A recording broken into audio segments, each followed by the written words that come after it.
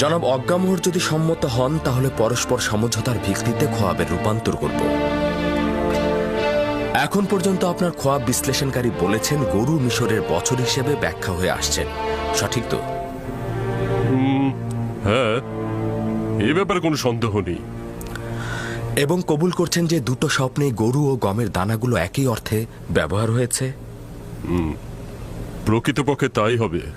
তাহলে কি সবুজ ও হুষ্টপুষ্ট প্রচুর পরিমাণ ফসলের নিশানা নয়, আর মৃত ও নিস্তেজ এবং শুকনো রোগা দুর্ভিক্ষের নিশানা নয়?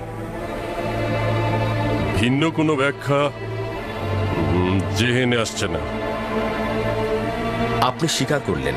তাহলে কি আমরা সিদ্ধান্ত গ্রহণ করতে পারি না যে মিশরে 7 বছর প্রচুর ফসল উৎপাদিত হবে এবং পরের 7 বছর শুষ্ক মৌসুম ও দুর্ভিক্ষ বিরাজ করবে?